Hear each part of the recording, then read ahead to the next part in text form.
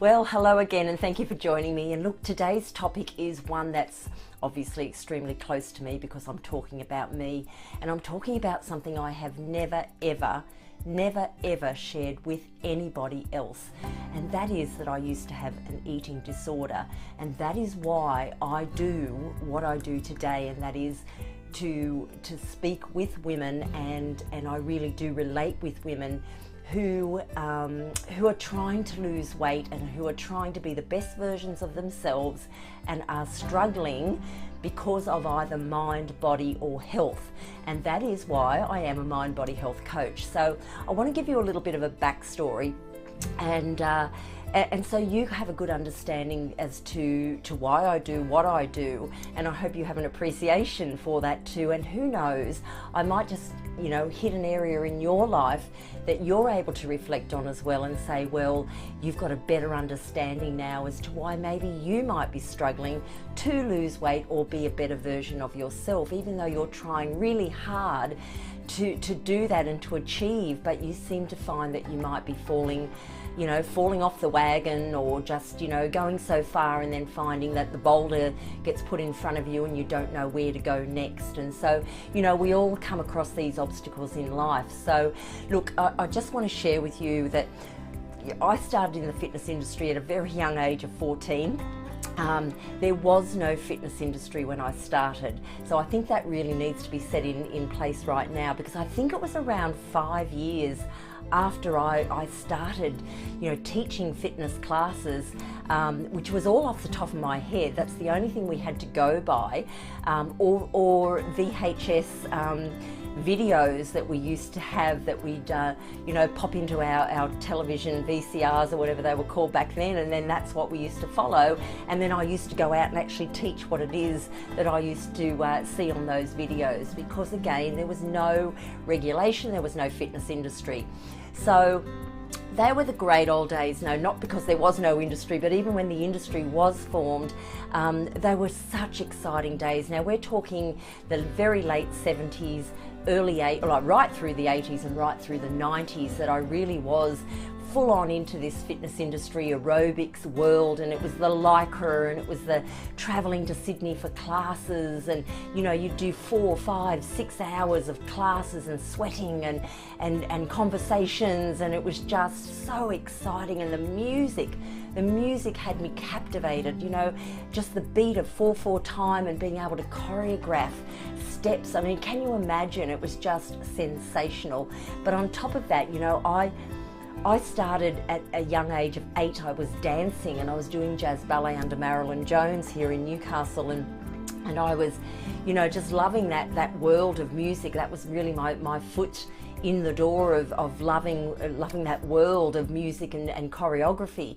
But then to be able to step into it at the age of 14, 15, 16, all the way through to my late 20s, and and even later than that, but to be able to then teach it myself, put the steps to the music and find my own music, and have 120 people turn up on a Saturday morning to my class, and look out, I felt like a rock star.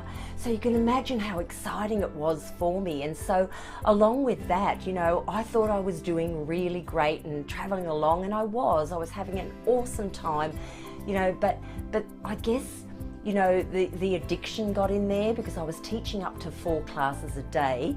And when those endorphins release in your body, now endorphins are something that they're feel-good hormones, and so they release in your body when you're actually active, and so I was getting that injection of feel-good hormones, and so I wanted more. So, there were days where I couldn't get to the gym, or I couldn't stay and do 2, 3 or even 4 classes in a row. And I used to actually sit in a corner and cry if I couldn't go. So it started to, when I reflect back on it, it was like I was in a place that was not really very healthy back then. But what I want to share with you is to again, even though I've shared with you the excitement of the industry, I was suffering psychologically, and psychologically because of the diet industry that was so big back then. It was, you may remember it. You may remember that you would never buy a magazine you know, there were TV ads on all the time, and all they ever spoke about was the next diet, the next diet. You'd buy a magazine and sometimes there would be 3 or even 4 diets in one magazine. One magazine promoting that many diets for women to go on. And I'll say women because we were the ones that were always about body image. Men, not so much. So it was very much women. And in the gym that I used to work in and I used to manage, it was a very large gymnasium here in my hometown, but you know, I was just there from 6 a.m. in the morning till 7 or 8 p.m. at night, and it was all about diet and body image and being the best version, what we thought was the best version of ourselves back then, but it was actually not very healthy whatsoever. So everyone was exchanging notes, everyone was glaring at each other, everyone was making comparisons with each other. Even though we may not have even said that, we were definitely doing that. So there was a lot of that, you know, checking everyone out, checking yourself out, and always that negative self-talk came in, because of course we were never good enough. But my issue, even though it stemmed from there, was really reinforced, and I'm not really laying blame, but I have to be very truthful about it. I met a lovely young guy who, you know, I met at late 14, early 15, and of course he was a secret. I couldn't tell anybody I had a boyfriend, but I was really chuffed. And of course, when you've got your first love, you think it's your love of your life, and he was the love of my life because it went on for 13 years, this relationship. But the relationship was sabotaged from the onset, because as much as, you know, I know he loved me and I loved him, what he was doing was telling me very, very regularly that I was fat. And he was telling me I was overweight and fat and ugly, and I needed to do more with my body. And I remember I used to come home some nights from working really long hours, but still loving what I was doing.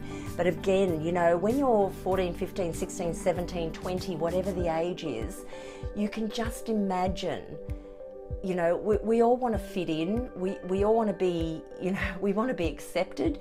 And this is where the psychology behind, you know, whether it's an eating disorder that I've told you about, or whether it's, you know, the fact that you can't lose weight or stick to something, it often comes from something that someone said to us or something that was done to us, whether it by ourselves or from us or from somebody else.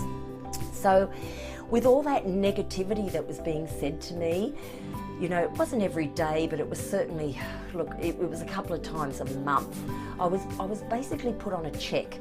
It was like, check, I've told her that she doesn't look good, or she needs to fix this, or her thighs are too fat. And I got told that quite a bit, and they were solid. Look, I'm going to tell you, they were absolutely solid, because I was teaching aerobic classes, up to 4 classes a day, and of course it was all high impact back then. Jumping and star jumps and push-ups and everything was going on. I was chunky, I wasn't fat. Now on reflection I wasn't fat, but of course I believed it.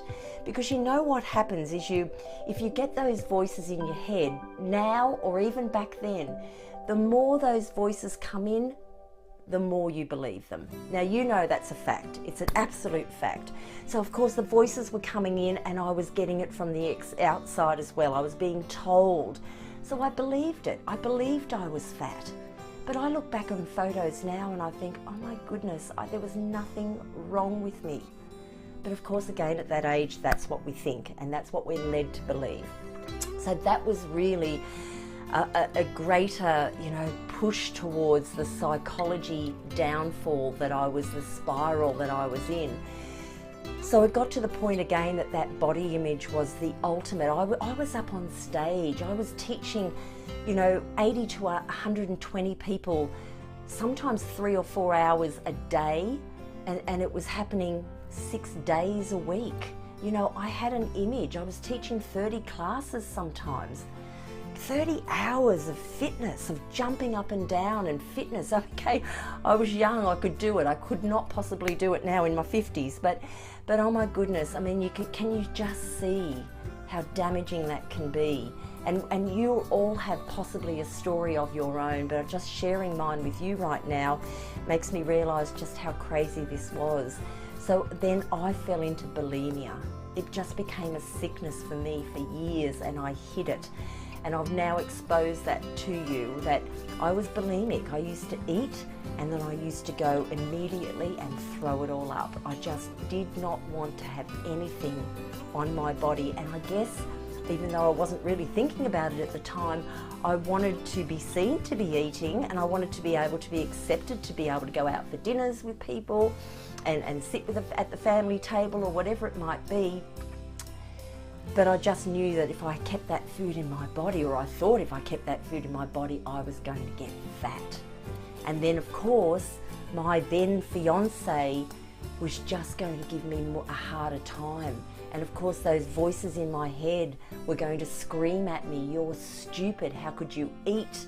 Why were you doing this to yourself? You're too fat already, stop eating." And off it went. You can just imagine it. So it actually makes my heart pound right now just thinking about it. It's just it's a very cruel situation to be in. So anyway, it's why I do what I do today. It's why I am a mind-body health coach today.